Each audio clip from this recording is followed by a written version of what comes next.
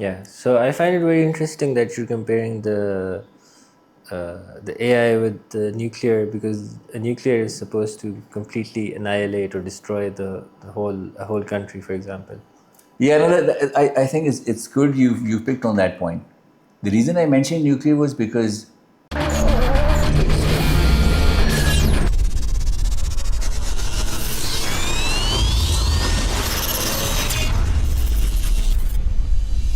the calm before the storm. And when we say the storm, we're talking about massive unemployment. We're talking about an economic meltdown almost at a global level. Um, and most probably that will be accompanied by civic unrest, God forbid, blood on the streets, and essentially a real new world order comes in. And when we talk about a new world order, to keep it very simple, there are just two sides in the AI world. So there are the AI producers and Yeah. there are the AI consumers.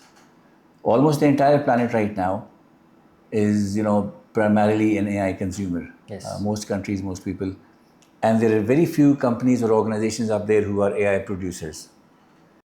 We're going to witness a highly chaotic scene on the world stage because of developments in AI.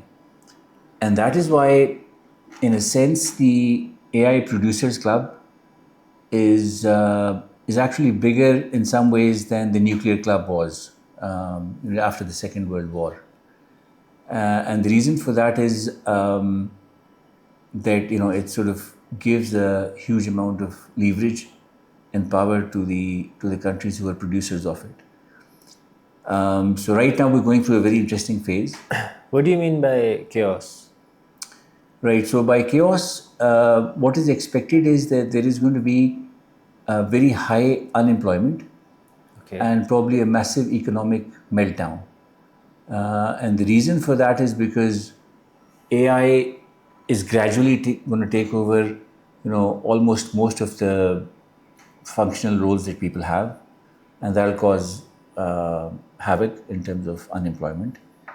And also in terms of businesses, as soon as we get to a point where your physical AI or the robots, when they become commercially optimal in terms of doing tasks and jobs, that is again going to be a very major threshold in terms of human activity. Yeah. Can you not draw a comparison between this and the Industrial Revolution, uh, which probably also replaced a lot of jobs? That's a very good point, and I think personally, my view is that a lot of people draw parallels to this and what has happened before this, but in my view, it's impossible to draw a parallel because all of those were advances in technology. So there were huge advances in terms of what people could do. Now this time with AI, it's coming with an intellectual, let's say, power, Okay. which is growing exponentially, and this has never happened before, in the history of mankind, as far as we know. So now, where are we today? So right now, as I said, this is a period where most people would agree that this is the calm before the storm period. Before that Yeah. hits, and so this is an ideal period to prepare for what's coming next, right? And this current phase is called a silent phase or a silent replacement phase. And the reason that that is happening is because we're already seeing there are a number of roles which are almost becoming irrelevant. For example, junior lawyers, initial first line medical diagnostics, graphic designers. Yeah, don't you think this will help businesses grow faster if they're making Absolutely. In the these? interim, yes. So this is a very interesting point that you mentioned because in the interim, it's going to feel like everybody's empowered, and they are. We've almost everybody's got the kind of intellectual power at their fingertips which was never there before, and the Yeah. ability to do things. So yes, in I the interim, people will feel yeah. empowered. I think there is going to be a big difference between human beings, that we would prefer to see the work of another human being instead of just AI. So Possibly. that might be a Possibly, factor. although that is also going to, is being challenged now, because there are places where, AI can be. So, for example, in the music industry or in the singing space, it's AI is with the help of AI, they're coming up with the kind of music and songs, that were difficult to find before. Yeah. So similarly, this is happening across a number of different areas. Now, interestingly enough, in one of our, in some of our podcasts soon enough, we'll be joined by another person. His name is Omar. He's a very intelligent guy, very switched on, and hopefully we'll learn something from him. He might learn something from us, and so this is going to be an Omar AI. Okay. But when you see him, when you talk to him, you begin to realize this is something very interesting.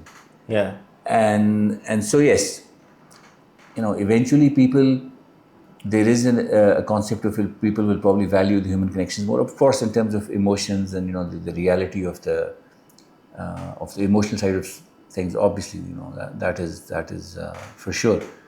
But in terms of doing things, in terms of getting things done, and in a lot of ways, that AI is sort of almost taking over. Yeah. So I find it very interesting that you're comparing the AI with the nuclear, because a nuclear is supposed to completely annihilate or destroy a whole country, for example. Yeah, no, I think it's good you picked on that point. The reason I mentioned nuclear was because the nuclear power is something that is so destructive, and so the countries that had it obviously had almost an unfair advantage Yeah. over all the rest of the countries. Now, in terms of AI, first of all, we need to understand there are just two components to AI. So there are either the AI producers, which are very limited. We're just talking about US or China primarily, and the rest of the world are AI consumers. So the reason I say that the AI producers are sort of more significant than the nuclear club isn't just in terms of the physical devastation that they can cause, although that has also been talked about, because with AI we're already beginning to see this in the military application. Yeah, absolutely, We're yes. seeing it in drones, we're seeing it in planes. So there is a very clear military element of it, which is just going to expand over time. But the reason I mentioned that is not so much because of the physical destructive force, but because of the imbalance that it will create in the world in terms of the haves and the have-nots, Yeah. or the people who will be calling the shots, which are going to be very, very few. Yeah. And they're primarily going to be the AI producers. Yeah. So not the AI so you can consumers. say basically that the nuclear is an obvious threat, and the AI is more of a hidden threat, which will slowly take over the lives of people, and the major AI companies will have a lot of control over the people. Absolutely, absolutely. So the bigger models, I mean, the big four right now, OpenAI, Claude and Grok, all of these big companies, and of course the Chinese models. There's quite a few open source ones. At the moment also, they are calling the shots in terms of whatever we're doing in the AI world, Yeah. more or less. Is whenever somebody uses AI, it gets fed back to these bigger models. Yeah. There are two things that happen. One is that the AI model takes that information back, and it is further trained, so it gets smarter over Yeah. more and more people. And the second thing that happens is it begins to know more and more about the people who are using it. Yeah. So in those ways, it just becomes more and more powerful. Yeah. So the ability of the AI producers to be able to impact or control lives, Yeah. of people, whom they would know inside and out, Yeah. is going to be tremendous. Not just because of the information that they have, Yeah. but also because of the tools that the AI will subsequently Yeah. be producing. So assuming that AI leads us to a completely dystopian future, what would you propose as a solution to this problem? Because AI seems to be advancing at a rate, and it seems to be unstoppable at this point. It's important to understand that right now we're going through a period of automation where almost any individual or company or business or organizations can do a lot of stuff faster and they can automate things. Yes. But because, as we discussed, all of this feeds back into the bigger models, what is happening is that there is going to be a phase of super automation where, you can look at the example of driverless cars. There's very few companies in the world, who have that right now, and they're going to be taking over. So similarly, with super automation, what is going to happen is, potentially they're poised to take over most of the, businesses of the world. So in terms of the solution, there are four things that we need to look at. First and foremost, obviously, is the ability of countries basically to have sovereign AI.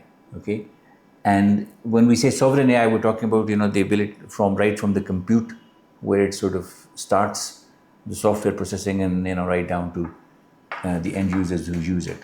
Yeah. Now, the countries who are right now completely sovereign in AI are just primarily the US, and it is followed by China.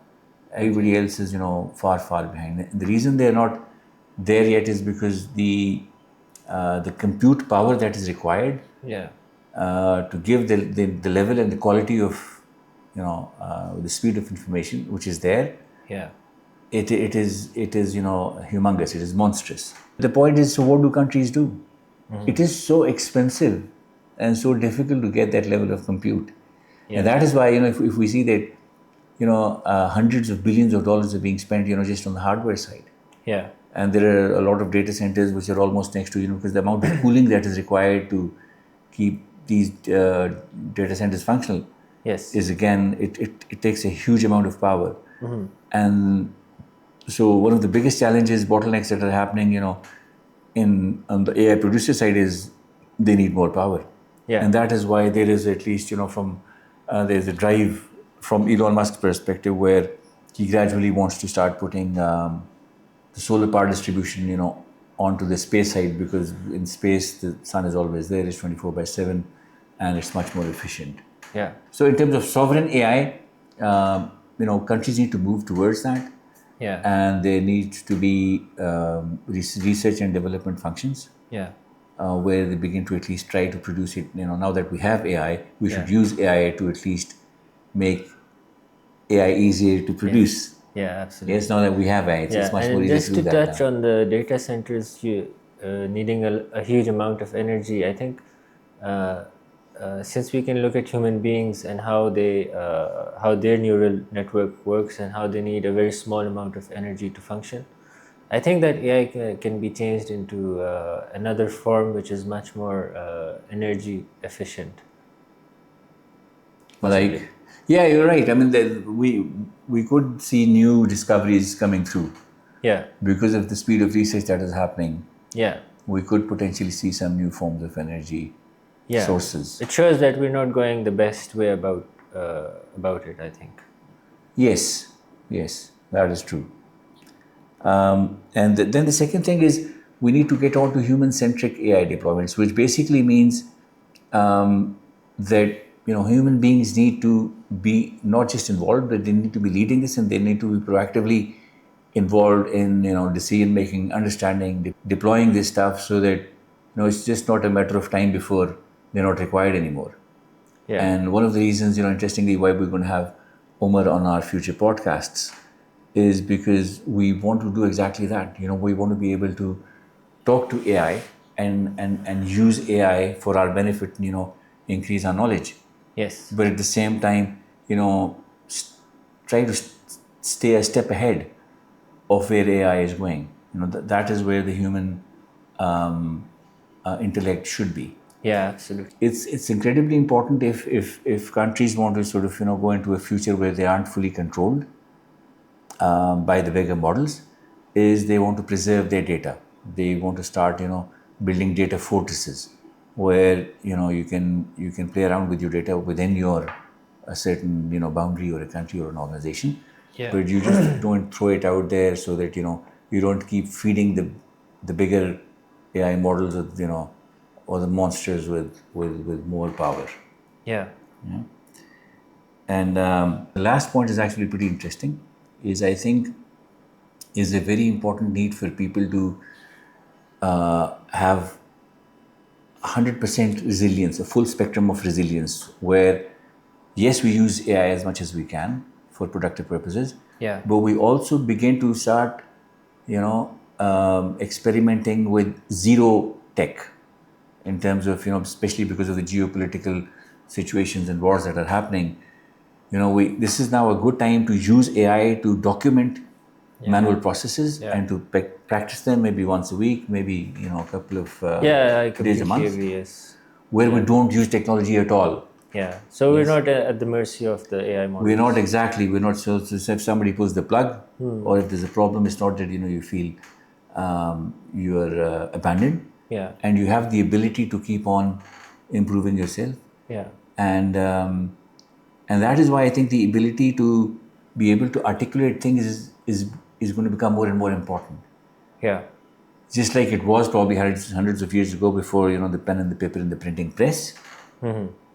I think it's important for people to work on their articulation, because that Yes. forces all that knowledge to be processed in a logical way, Yeah, absolutely. Yes. and also improve on your memory, Yeah. so that you are sort of empowered. You're not left in the dark.